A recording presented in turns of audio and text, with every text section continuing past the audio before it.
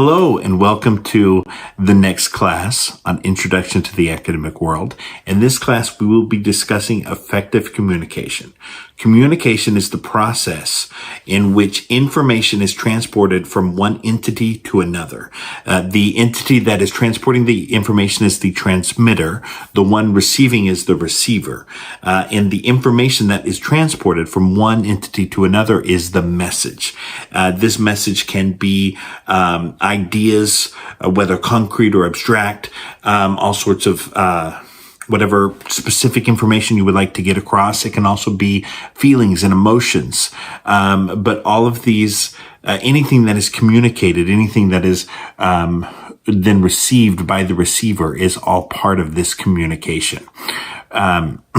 We have to decide what is the message, which is that information. What is the message that we would like to transmit? The message is transmitted in code. The code that we use is language. In our case, we are communicating in the English language. If you speak another language and you communicate to that person, you communicate your message in the language that they understand. Because the key part of communication is making sure that this message that the transmitter has is received and understood by the receiver. You have to pay attention to anything else that you may be transmitting. The code that we're using, the language can be verbal. The language can also be written. There are also other forms of communication. There is nonverbal communication, the facial expressions that we make, the hand gestures that we make, whether intentional or unintentional. It is all part of communication, and it is all part of the message that the receiver receives. And so we have to pay attention to exactly what message we are transmitting, and is it the one that we want the receiver to receive? So in order to do that, the message must be three things. It must be clear, must be precise, and it must be concise. The message must be clear. It must be relayed in a way that is easy, and not overly complicated for the receiver to receive. It must be precise. You want to use the exact words that you are intending. Words can have many meanings. Again, intentional meanings. They can also have other meanings that your receiver, based on their context, may add to it. And so you want it to be precise and exact. You also want it to be concise. You don't want to speak in a long and meandering way or write in a long and meandering way, because your listener may lose interest and may miss the message that you wish to convey. You need to pay attention to many things. Like I said, nonverbal. If you're saying one thing, but your face or your expressions say another. If I say, I'm so sorry that happened to you, but I am grinning, I am sending two completely different messages across. Also, you need to pay attention to the perception that the receiver has. And some of these you may be able to affect, but a lot of the perception you have no hold over. The perception can be what knowledge the receiver already has. The perception can be what experience they have. It can also be their opinion and understanding of who you are. There can be their opinion and understanding of who they are and how they should be addressed, how people should speak to them. All of these factors come into play in communication. So why is effective communication important in the academic world? Well, teaching is a part of, it is communication.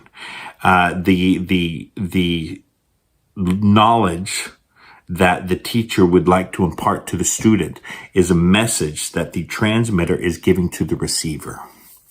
However, an educational setting is not just a vertical receiving of an information, but it is a horizontal dialogue. The student is also relaying what they're understanding, what hindrances are keeping them from understanding. That communication is essential in order for education to take place, in order for the message to be received. Also, even the assignments are a form of written communication, in which you are revealing what it is that you understand from the learning that you have received. And so all of this is part of effective communication. Now some 3 techniques into how to make sure that your communication is effective. The first technique is prepare your message. Do not improvise. Do not make things up. Do not rely on just the fact that you know your material and assume that your message will be clear, concise, and precise unless you put in the preparation and the organization in order to make it so. And that is true of whether you are dealing with a verbal or a written communication. You have to put in the work. You have to prepare it in order to make sure that it is clear, in order to make sure that it is exact, in order to make sure that it is brief, and that just the message you are trying to relay is the message that is relayed. The second technique is to practice your message. If it is writing, you write it ahead of time. You read it. You make sure that you get the words exact and precise like you want to communicate. And the same is true of a verbal communication. You can practice it with yourself, recite it, look over the words that you have prepared. You can use a video and look back at what you've done. You can practice it with someone else, but practicing this message is important to make sure that it is exactly what you want to communicate. And finally, practice active listening. Pay attention to your receiver. Are they getting the message that you want them to get? Ask them. Try to make sure that your message was understood and it was clear. Effective communication is essential in our day-to-day life. It is essential in whatever occupation you have, whatever you are trying to do.